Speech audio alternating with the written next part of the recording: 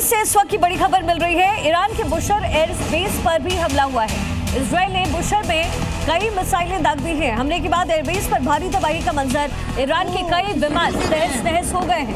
हमले के बाद दूर तक धुएं का गुब्बार उठता हुआ नजर आया है।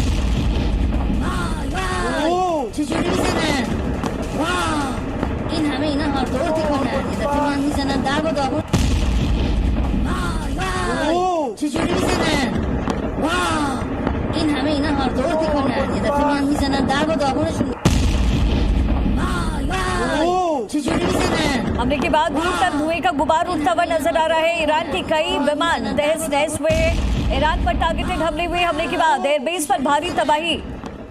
इजरायल ने बुशर में ये मिसाइलें दागी है। बुशर शहर की ये तस्वीरें हैं जहां पर हमले के बाद एयरबेस पर भारी तबाही का मंजर, लोगों की चीख पुकार आपको सुनाई दे रही है।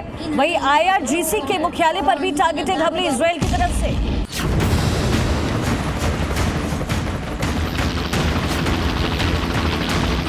तारीख 2 मई 2011, खूंखार आतंकी ओसामा बिन लादेन को मार गिराया गया। तारीख 6 अप्रैल 2026, दुश्मन की जमीन पर फंसे पायलट को बचाया गया। अमेरिका ने एक बार फिर दुनिया को अपनी सैन्य ताकत और नो मैन लेफ्ट बिहाइंड की नीति का उदाहरण दिखाया है।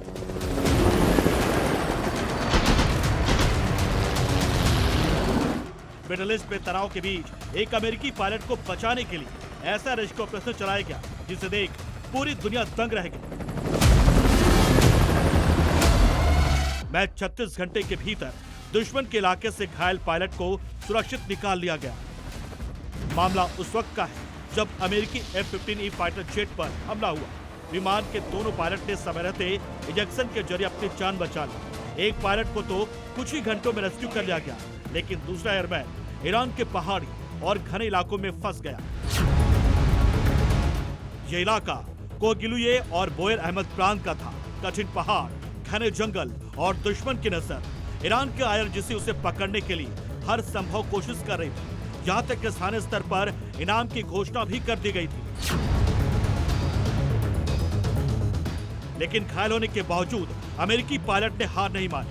उसने अपनी सेरे ट्रेनिंग यानी सर्वाइव, इवेंट, रेसिस्ट और एस्केप का इस्तेमाल किया। करीब 36 घंटे तक वो दुश्मन के इलाके में छिपा रहा, बिना किसी मदद के, सिर्फ एक पिस्टल के सहारे। इस बीच CIA ने एक चाल चली। ईरान के भीतर गलत जानकारी फैलाई गई कि पायलट को पहले ही ढूंढ लिया गया है। इससे दुश्मन की तलाश भटक गई।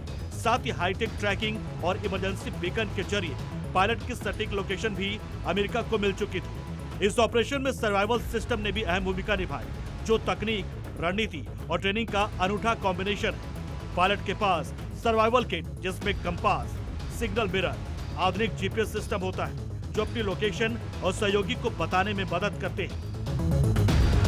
लोकेशन मिलते ही वॉशिंगटन में हलचल तेज हो गई। राष्ट्रपति ट्रंप ने तुरंत रेस्क्यू ऑपरेशन का आदेश दिया। इसके बाद शुरू हुआ एक बड़ा सैन्य अभियान